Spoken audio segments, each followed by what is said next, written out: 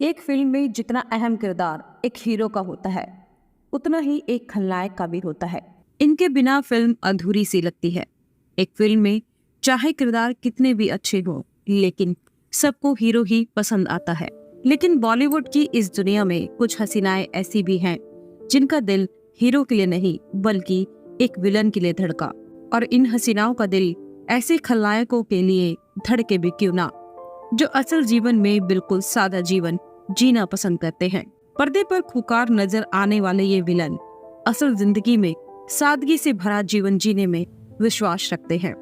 और शायद यही वजह रही होगी कि इन एक्ट्रेस ने फिल्मी हीरो को नहीं बल्कि फिल्मी विलन को अपना जीवन साथी चुना। तो चलिए आज जानते हैं उन एक्ट्रेस के बारे में जिन्होंने अपने जीवन साथी के रूप में एक विलन को चुना।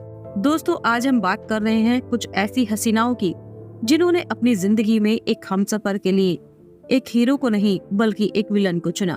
तो चलिए सबसे पहले बात करते हैं हम आपके हैं कौन से पॉपुलर हुई रेणुका सहाने की, जिन्होंने पहले शादी की एक मराठी थिएटर राइटर विजय केंकरे से, जिससे इनकी शादी कुछ ज्यादा दिनों तक नहीं चली और आखिरकार इनका दिल धड़का एक ऐसे विलन के लिए जिसने लोगों को खौफ का बखूबी एहसास कराया।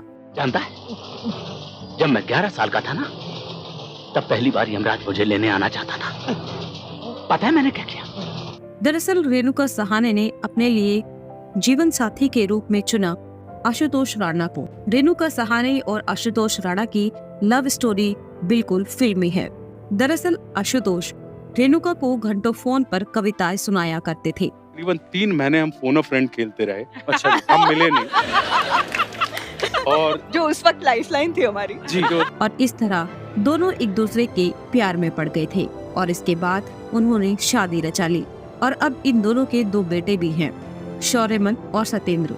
तो चलिए अब बात करते हैं शिवांगी कोल्हापुरे की, जो कि 80 के दशक की एक बेहद खूबसूरत अदाकारा होने के साथ साथ एक सिंगर भी रह चुकी हैं। शिवांगी कोल्हापुरे 80 के दशक की मशहूर अदाकारा पद्मिनी कोल्हापुरी की बहन है, साथ ही लता मंगेशकर की कजन भी है और शायद इसलिए ये एक सिंगर भी रह चुकी हैं। और इनकी बेटी श्रद्धा कपूर भी एक सिंगर है। शिवांगी के बारे में काफी कम लोग ही जानते हैं। इन्होंने अपनी फिल्मी करियर में काफी फिल्में की, लेकिन फिर भी इनका दिल किसी हीरो के लिए नहीं बल्कि एक मशहूर खलनायक शक्ति कपूर के लिए धड़का, जो कि एक खलनायक ही नहीं बल्कि एक काफी अच्छे मिमिक्री आर्टिस्ट भी हैं। इन दोनों की लव स्टोरी भी कुछ फिल्मी लव स्टोरी से कम नहीं, जो कि काफी दिलचस्प रही। ये हमारी धर्मपत्नी है शिवांगी जी, ये हमारे बेटे है सिद्धांत कपूर जी, और जो बिटिया है महेंद्र। लेकिन लव स्टोरी के बारे में बताएंगे फिर कभी आपको किसी और एपिसोड में। फिलहाल आपको बता दें कि शक्ति कपूर शिवांगी से 12 साल बड़े हैं। शक्ति और शिवांगी के 2 बच्चे हैं, बेटी श्रद्धा और बेटा सिद्धार्थ, जो कि दोनों ही फिल्मी दुनिया से जुड़े हुए हैं। चलिए अब बात करते हैं तीसरी अदाकारा की, जो कि एक बड़े पर्दे की नहीं बल्कि छोटे पर्दे की मशहूर टीवी शो रानी लक्ष्मीबाई और कसम तेरे प्यार की और पुनर्विवाह जैसे कई सुपरहिट धारावाहिक में काम कर चुकी टीवी एक्ट्रेस कीर्तिका सेंगर, जिसका दिल भी एक खलनायक ले ही धड़का। कीर्तिका सेंगर ने निकेतन धीर से शादी की। निकेतन धीर वही है जिन्होंने film Mission Istanbul, Chennai Express, Dabangg 2 और रेडी जैसी कई फिल्मों में विलन के किरदार को निभाया। निकेतन धीर ने चेन्नई एक्सप्रेस में ऐसा किरदार निभाया था कि इनकी छवि एक खलनायक के रूप में ही रही।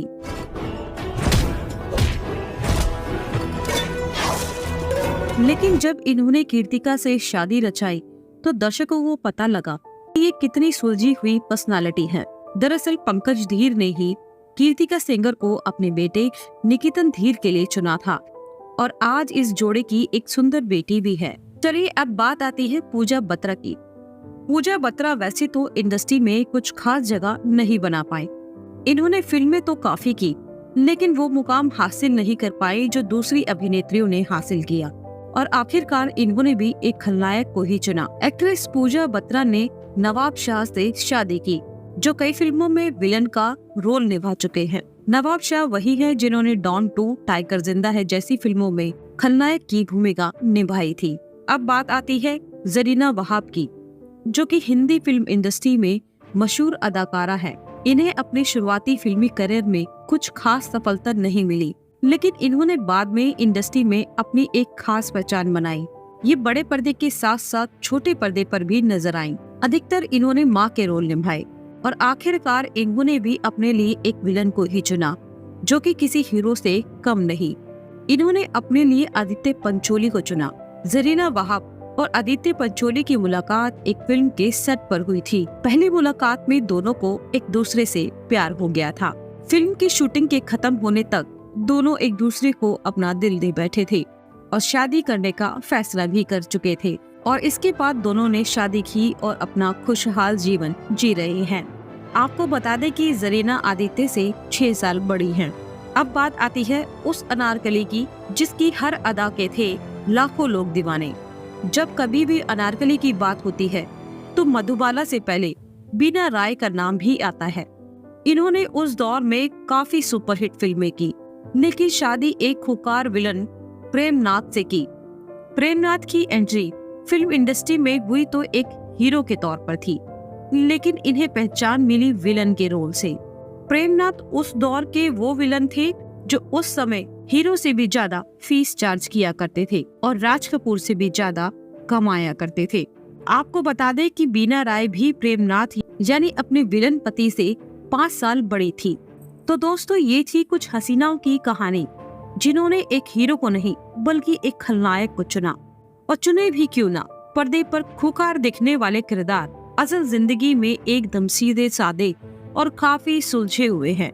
और यही वजह रही कि इन खूबसूरत हसीनाओं ने इन खलनायकों को चुना। तो मिलते हैं आपसे हमारी किसी और नई पेशकश में। तब तक के लिए टेक केयर।